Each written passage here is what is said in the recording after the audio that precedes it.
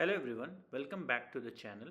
Today we'll talk about why we age and why we have different ages altogether. How the survival strategy decide that what age will be, you know. For humans, earlier we had 40 years, now we are living 70 years. Whale can live 200 years, mouse can 2 3 years and dog can live 15 to 16 years. Why this variety of ages we have, right? So we'll discuss in this video why we have so much age diversity in our lives or in different species life, right?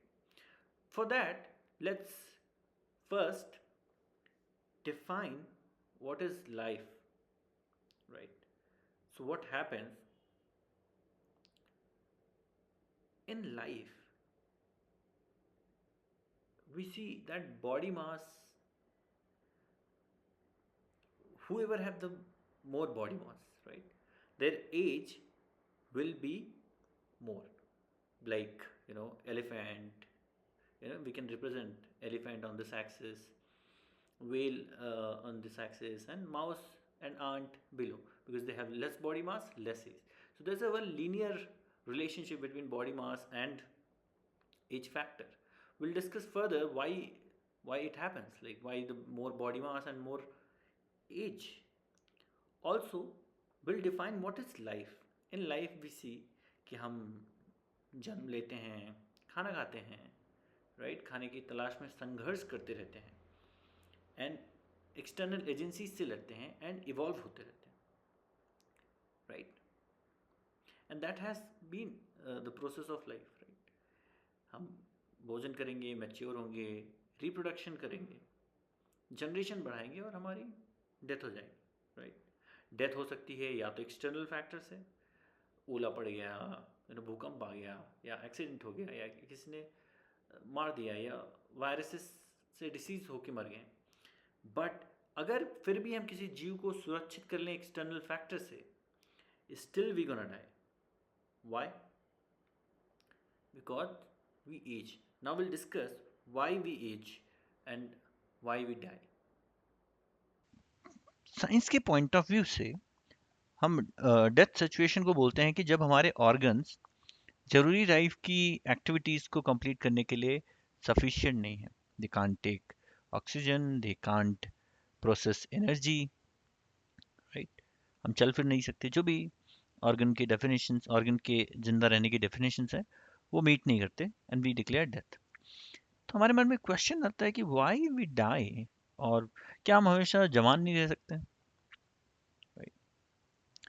So to understand that, let's figure out कि हमारे life form कैसी होती है and how they act, how they live in the environment, right. So होता है क्या है कि जब हम पैदा होते हैं तो हमारा जीवन संघर्ष से स्टार्ट हो जाता है. We need to collect food and we need to fight with the agencies that can let us die, वगैरह वगैरह. And we get to mature enough so that we can reproduce our genetic copy. Okay. Male और female ही क्यों होते हैं? हमें अगर reproduction ही नेचर का पर्पस था तो उसने मेल और फीमेल दो लोगों को क्यों बनाया? That's another discussion. बट इतना समझ लीजिए कि दिस थ्रू दिस स्ट्रेटजी, ये इसके पास भी काफ़ी जीन्स की कॉपीज होगी, इसके पास भी काफ़ी जीन्स की कॉपीज होगी. एंड व्हेन दे मीट, तो इसने कुछ इन्वायरमेंट एक्सपोज किया होगा, इसने कुछ इन्वायरमेंट एक्सपोज किया होगा. एंड व्हेन दे मीट, तो उससे जो बच्चा पैदा होगा, they they have both the quality. 50% father का जीन्स आता है, 50% मदर का जीन्स आता है, जिससे वो बच्चा हैड द एक्सपोजर. उसके जीन्स में वो जीन होंगे that have varied and large amount of variability, diversity, so that it can better survive in the environment. Right? That's why male and female evolve हुए हैं नेचर में. seeing that the survival advantage, right? So now life कैसे form होती है? Life life जो है हमारी वो सेल से मिलके बनी है। तो सेल पे हमेशा से अटैक होता रहता है। लेट्स से जितने भी एक्सटर्नल एजेंसीज हैं, सनलाइट है, एयर है, वाटर है, राइट? और even when we eat something, so oxygen लेते हैं, उसके थ्रू सेल के मेटाबॉलिज्म में एनर्जी आती है, वो कन्वर्ट करता है थ्रू यूजिंग ग्लूकोज। उसमें भी सेल ऑक्सीडाइज होते हैं। लॉट ऑफ अदर एक्टिविटीज जहाँ पे सेल ऑक्सीडाइज होते हैं, तो सेल मरते हैं। अब सेल मरते हैं तो नए सेल भी क्रिएट होते हैं, और जो नया सेल होता है वो क्रिएट, उसको बोलते हैं सेल डिवीजन। और जब सेल डिवीजन करता है तो वो अपनी जेनेटिक कॉपी तैयार कर लेता है। ना जब वो जेनेटिक कॉपी अपनी तैयार कर रहा होता है, तो जो क्रोमोसोम होता है उसके हेड पे दिस थैलोमेट करके एक न्यूक्लियोटाइड का सीक्वेंस्ड केमिकल होता है। वो इसलिए होता है ताकि दो क्रोमोसोम आपस में डिफ्यूज ना हो जाए मिलके, तो वो एक प्रोटेक्टर की तरह काम करता है। तो बट जब सेल डिवीजन होता है तो ये धीरे धीरे ये जो पार्ट है ना, ये कम होते रहता है, दिस थैलोमेड। और ये एक एक लेवल तक ही जो है ये डिवाइड हो सकता है। तो सेल डिवीजन ह्यूमंस में 50 टाइम्स होता है, कछुओं में जो है 120 टाइम्स होता है। तो हमारा सेल इतने बार ही डिवाइड हो, इसको हेफ्लिक हेफ्लिक लिमिट बोलते हैं। तो ये एक लिमिट है जो नेचर ने सेट की हुई है, because in process of making cells, वो सेल जो है वियर एंड टीयर होते रहता है। जैसे मशीनों में होता है ना, आप बार बार चलाओ, उसकी एक एज आ जाती है, बिकॉज वो फ्रिक्शन की वजह से उसमें हीट लॉस होता है सिस्टम में। और वो हीट लॉस की वजह से जो उसके पुर्जे हैं वो माल फंक्शन होने लगते हैं, या धीरे धीरे वो खराब होते हैं। इवन आयरन के सब्सटेंसेस हैं तो वो ऑक्सीडाइज भी हो जाते हैं। अ, उसकी वजह से जंग लग जाता है, और मटेरियल की जो ओरिजिनल प्रॉपर्टी है काम करने की, वो क्षमता रिड्यूस हो जाती है। तो उसी तरह जो अपने जीवन का जो फंडामेंटल पार्टिकल है, फंडामेंटल यूनिट है जिससे हमारी लाइफ बनी है, वो है सेल। तो नेचर ने ये सेल की स्ट्रैटेजी बनाई है किसी जीव को जिंदा रखने के लिए, कि आपका सेल डिवाइड होते रहेगा और वही सेल पुरानी कॉपी क्रिएट करता रहेगा, डिपेंडिंग अपॉन कैसे वो एनवायरनमेंट से इंटरेक्ट करता है। और वो नए जीन्स बनाता रहेगा, और जीन्स में जो जीन्स उस एनवायरनमेंट के लिए अच्छे होंगे उनका निर्माण बार बार होगा, ताकि वो सर्वाइव कर सके। That's been the survival strategy. और जो उनका मटेरियल है नेचर का, जो बेसिक यूनिट बनाई है उन्होंने, that has been cell in cases of life. तो देखा आपने कैसे जो है मेटाबॉलिक रेट डिसाइड करता है कि आप कितने जल्दी बूढ़े होंगे। तो इसका मतलब आपका जो ये सेल डिवीजन का प्रोसेस है, एक तो ये हेप्टिक लिमिट जो है तय करता है कि कोई जीव कितना जल्दी मरेगा या कितना जल्दी बूढ़ा होगा, और कोई कितना जल्दी बाद में बूढ़ा होगा। सो ये hepatic limit is nothing but कि आपका जो सेल डिवीजन है वो कितनी टाइम्स होगा। इसके अलावा ये भी मैटर करता है कि आपका सेल डिवीजन कितना जल्दी होगा, उस पर डिपेंड करता है कि आपका मेटाबॉलिक रेट क्या है। मेटाबॉलिक रेट कुछ नहीं, लास्ट वीडियो में हमने एक बार डिस्कस किया था कि हाउ आपका जो सेल है वो ग्लूकोज और O2 से एनर्जी प्रोड्यूस करता है, दी ATP इन माइटोकांड्रिया, और वहाँ से वो ब्लड के थ्रू, सॉरी, माइटोकांड्रिया हर सेल में होता है, सो वो वहाँ पे एनर्जी प्रोड्यूस करता है और सेल जिंदा रहता है। तो ये रिएक्शन जितनी फास्ट होगी, जितना इफिशिएंट होगा, उतना जल्दी आप जो है एनर्जी कंज्यूम करेंगे। और जितनी बार O2 आप सही से यूटिलाइज कर रहे हैं, उसका मतलब आपका सेल जो है वो डिवाइड हो रहा है, ठीक है, सेल ऑक्सीडाइज हो रहा है। तो जितना ज़्यादा मेटाबॉलिक रेट होगा, आपकी लाइफ स्पैन उतना कम होगी। बट मैं ये इंटर स्पीशीज के लिए बात कर रहा हूँ।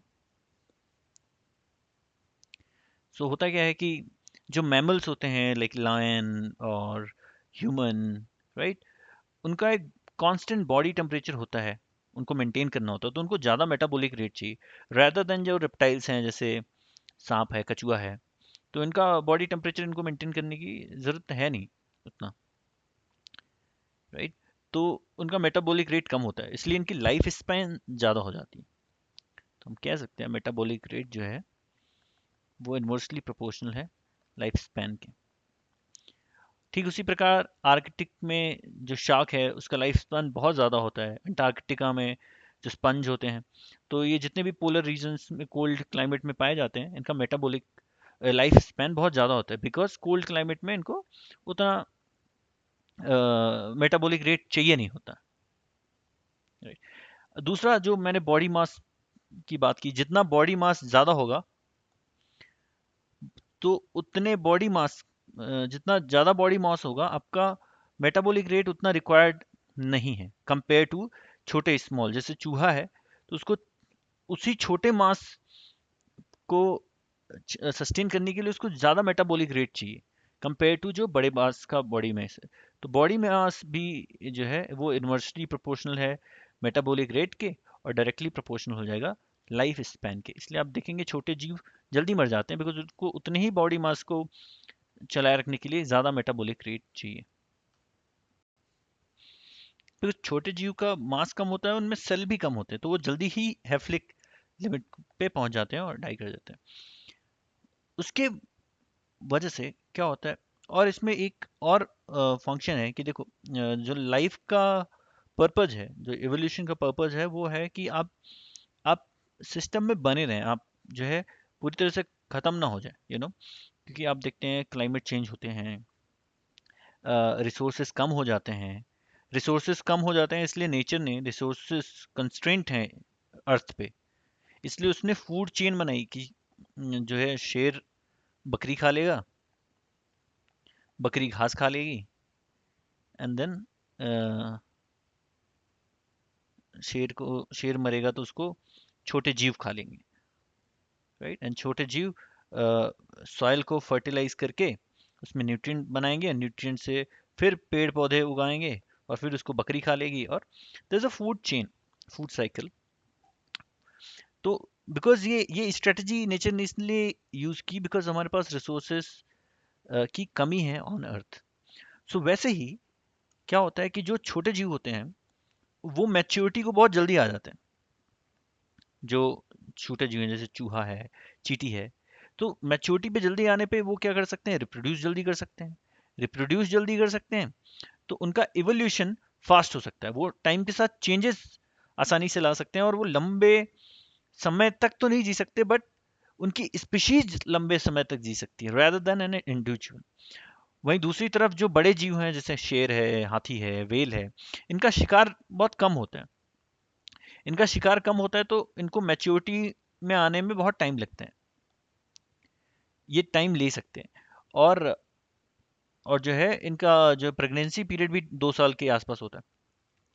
सो सो नेचर ने दिया है, सो हम ऐसे इवॉल्व क्यों नहीं हुए कि हम अमर ही हो जाते हैं। तो उसमें खतरा है।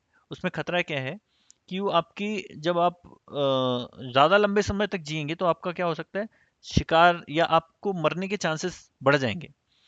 और जब आप ज़्यादा लाइफ स्पैन जिएंगे तो आपका मैच्योरिटी बहुत लेट में आएगा, और पता नहीं आप रिप्रोडक्शन से पहले ही मर गए तो, क्योंकि चांसेस यहाँ प्रोबेबिलिटी बढ़ जाएगी आपके मरने से पहले बिना रिप्रोड्यूस किए। और नेचर वो चाहता नहीं, नेचर चाहता है कि वो स्पीशीज लगातार लाइफ के जो सर्वाइबिलिटी की फाइट है वो जीतता रहे स्पीशीज। इसलिए देखेंगे आप कि ये बहुत सही सर्वाइवल स्ट्रेटजी है, बिकॉज आज तक हमने जो इंसेक्ट्स हैं, मच्छर हैं और जो इंसेक्ट्स हैं, वो आज भी नाक में दम कर रखा है हमने, इतने पेस्टिसाइड्स बना लिए, सब कुछ बना लिए, लेकिन वो पूरी तरह से समाप्त नहीं हुए। वो सर्वाइबिलिटी की रेस को जीतते आ रहे हैं बिकॉज उनमें क्या है, क्योंकि वो छोटे स्पैन में मैच्योर हो जाते हैं और वो बहुत रिप्रोड्यूस कर सकते हैं और वो सिस्टम को इवॉल्व कर सकते हैं। कितने इंसेक्ट्स ने तो जो है एंटी वो इवॉल्व हो गए हैं, जो भी हम एंटीडोट्स वगैरह देते हैं उस पे भी इवॉल्व हो गए हैं। वायरसेस को हम देखते हैं, अभी रिसेंटली कोविड को देखा था कि वो जो है उसने अपनी नई जनरेशन आ गई है कोविड की, विच इज़ जिसपे ये उसको वैक्सीन का काम नहीं हो रहा है, बिकॉज दे हैव इवॉल्व। तो छोटे लाइफ स्पैन का यही फायदा है कि वो बहुत जल्दी जल्दी इवॉल्व हो सकते हैं, बहुत जल्दी रिप्रोड्यूस कर सकते हैं। तो ये भी एक तरह की best survival strategy I would say ये है। बिकॉज अगर आप लंबा जीते हो, पहले पता है मैमथ हुआ करते थे हाथियों के जैसे जानवर, लेकिन हमारे पूर्वजों ने उनका इतना शिकार किया कि वो मैच्योरिटी पे पहुंच नहीं पाए और मर गए सारे, उनका पूरा स्पीशीज ही खत्म हो गया। तो लंबा लाइफ स्पैन जरूरी नहीं है कि आपको ज़्यादा सर्वाइबिलिटी में ज़्यादा हेल्प करेगा। बेस्ट स्ट्रेटजी छोटा लाइफ स्पैन भी हो सकती है। हालांकि बहुत सारे एक्सेप्शन है, we can talk in next video. But उन एक्सेप्शन में क्या हो सकता है कि आप सेल को डिवाइड ही ना होने दो। आप सोचो, एक कंडीशन है कि जो सेल डिवीजन के समय वियर टियर होता है, सॉरी, सो आप सोचो कि सेल डिवाइड ही क्यों हो रहा है, बिकॉज उस पे सनलाइट पड़ रही है, रिवर है, या जो भी बाहर की एजेंसीज हैं, बाहर के फोर्सेस हैं, उसको डैमेज कर रहे हैं, और उसको दूसरा सेल बनाना पड़ेगा, बिकॉज क्योंकि मर जाएगा वो बाहर की एजेंसी से। सो ऐसा कुछ सिस्टम लाया जाए जहाँ पे नेचर ऐसे इवॉल्व हो, जहाँ पे वो क्या करे कि सेल को प्रोटेक्ट करने के लिए कोई एक्सटर्नल लेयर बना दे, यू नो, ऐसा कुछ डिफेंस मैकेनिज्म तैयार कर दे जो सेल को ही डैमेज ना होने दे सनलाइट और जो अदर एक्सटर्नल एजेंसीज हैं। तो सेल कम डिवाइड होगा और हेप्टिक लिमिट को बहुत लेट में अचीव करेगा और इसकी लाइफ स्पैन बढ़ जाएगी। तो ऐसे ऐसे हुए हैं पंछियों में, चमगादड़ों में, इवन गैंडे में, ये सब चीज़ें हैं। सो उससे वो अपनी लाइफ स्पैन को बढ़ा सकते हैं। एनीवे, और लोग सोचते हैं अगर एवोल्यूशन इतना ही सही है तो अभी हमारा एवोल्यूशन क्यों रुक गया है। ऐसा नहीं है, बहुत चीज़ों में एवोल्यूशन हो रहा है। और अभी क्या है कि हमारी भी मैच्योरिटी जो है, एज, वो पहले से ज़्यादा शिफ्ट हो रही है। अभी हम लेट में बच्चे पैदा करते हैं because of the career settlement and lot of things, and we build it, medicine pharma, using our brain, not through evolution, not through the genetic evolution, but through brain. We've developed set of system which can protect us from the external environment and internal diseases, etc., and which increases our lifespan. पहले world war से पहले हमारा 40 year का वो था। After all the allopathy etcetera we've increased it to 70 years now। और हमारी maturity as अब और खिसक रही है। हम 20 साल में शादी करके बच्चे पैदा ना करके हम इसको 30-35 साल बना रहे हैं after career and all. So उसकी वजह से ओवर द ईयर्स हमारी अगर मैच्योरिटी एज, रिप्रोडक्शन की एज खिसक गई, दैट मीन्स हमारी मैच्योरिटी एज भी बढ़ सकती है and leading to our life span getting increase. Thank you for watching the video. Let me know if you want to watch any other videos on survival or mathematics, science, or even arts. Please comment on that.